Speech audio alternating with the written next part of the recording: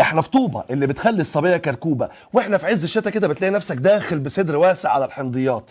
عندك فيه البرتقان واليوسفي. بس هل تفتكر احنا عاملين الفيديو ده علشان خاطر البرتقان واليوسفي؟ طبعا لا، الفيديو ده علشان خاطر عمالقة الحمضيات. نبدأ اول حاجة بالبوميلو. شفت البوميلو عامل ازاي؟ البوملي عملاق الحمضيات بلا منازع. شايف دي ام دي وابوها وجدتها وعيلتها كلها. تفتكر هنكتفي بالبوميلو الابيض؟ ابدا، ندخل على طول على البوميلو الاحمر. شفت الحلاوه؟ شفت محمره ازاي؟ مكسوفه. فكرك ان الفيجو حبيبك هيسيبك مع البوميلو الابيض والاحمر بس؟ ابدا، ندخل على طول على الجريب فروت الاحمر.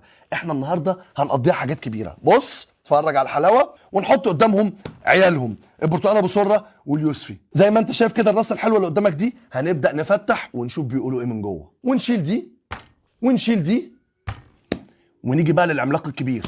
يلا بينا، بسم الله نفتح. ادي جاهز المفاجأة؟ يلا بينا اتفرج على ابداع ربنا سبحانه وتعالى في خلقه.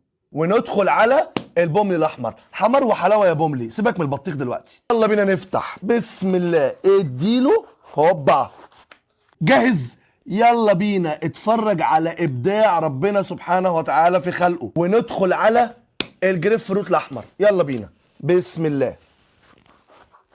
جاهز للمفاجأة؟ يلا بينا.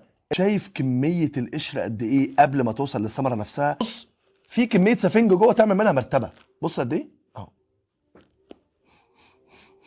ريحتها برتقان، بس برتقان يعني ابن ناس، برتقان فخم شوية. فيها من ريحة النيرولي بس برضه رامي على برتقان. هو النيرولي كده كده حمضيات. شايف القشرة قد ايه والثمرة قد ايه؟ مع العلم ان لسه برضه الثمرة في عليها من الجزء الملايف الابيض ده. انا بحاول اعيشك معايا التجربة علشان فعلا تبقى بتجرب الحاجة من غير ما تدفع فيها فلوس.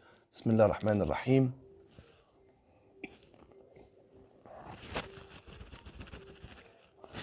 دعوة لكل الناس اللي بتحب الفواكه المززة، تعالى اتفرج.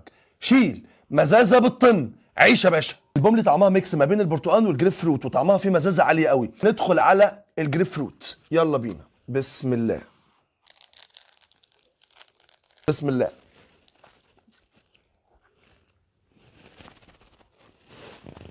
ايه ده؟ ايه ده؟